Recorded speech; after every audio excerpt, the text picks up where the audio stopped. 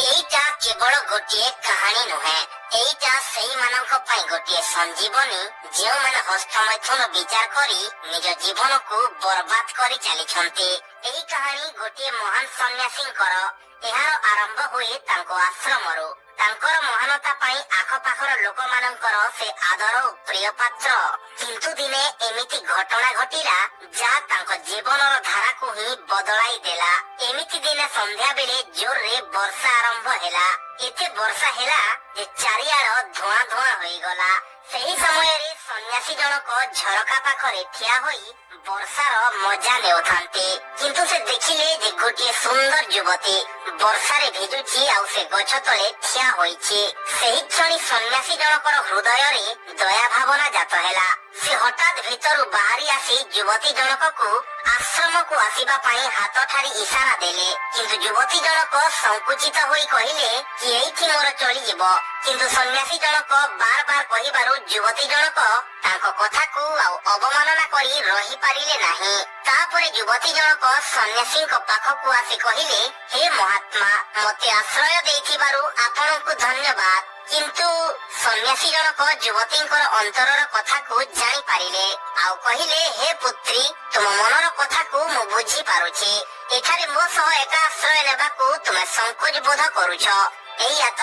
କିନ୍ତୁ ତୁମେ ଜମା ଟେନସନ ନିଅନି, ସେମିତି କିଛି ବି ଅସୁବିଧା ହେବନି, କାହିଁକି ନା ମୁଁ ଜଣେ ଅଖଣ୍ଡ ବ୍ରହ୍ମଚାରୀ।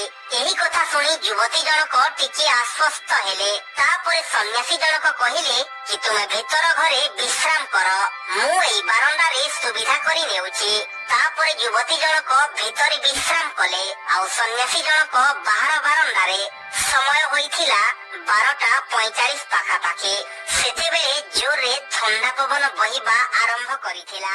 ସେହି ପବନର ପ୍ରେସରରେ କବାଟଟା ସାମାନ୍ୟ ଖୋଲିଗଲା ଆଉ ସେହି ସମୟରେ ସନ୍ନ୍ୟାସୀଙ୍କର ନିଦ ବି ଭାଙ୍ଗିଗଲା।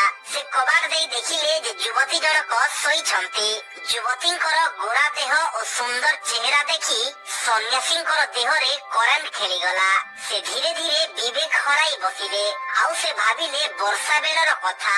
ବର୍ଷାରେ ଓଦା ହୋଇ ଚାଲି ଚାଲି ଆସୁଥିବା ଯୁବତୀର ବସ୍ତ୍ର ଦେହରେ ଲାଗି ଯାଇ ସବୁ ବାରି ହୋଇ ପଡୁଥିଲା।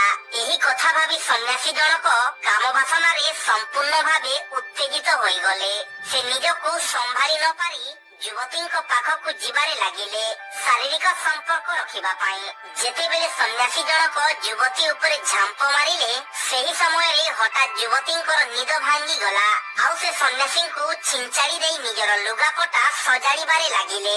ଏହି ସମୟରେ ସନ୍ନ୍ୟାସୀଙ୍କର କାମନା ଓ ବାସନା ହଠାତ୍ ଉଭେଇ ଗଲା। ସେ ଯୁବତୀଙ୍କୁ ନିଜ ଭୁଲ ପାଇଁ କ୍ଷମା ମାଗିଲେ ସତ, କିନ୍ତୁ ଯୁବତୀ ଜଣକ କ୍ଷମା ନ କରି କହିଲେ ଯେ ଆପଣ ନିଜକୁ ବ୍ରହ୍ମଚାରୀ ବୋଲି କହିଲେ, ତେଣୁ ମୁଁ ସହଜରେ ଆପଣଙ୍କୁ ବିଶ୍ୱାସ କରିଗଲି। କିନ୍ତୁ ଭୁଲ ଆପଣଙ୍କର ନୁହେଁ, ଏଠାକୁ ଆସିବା ହିଁ ମୋର ନିଜ ଭୁଲ ଥିଲା। ତାପରେ ଯୁବତୀ ଜଣକ ସେଠାରୁ ଚାଲିଗଲେ।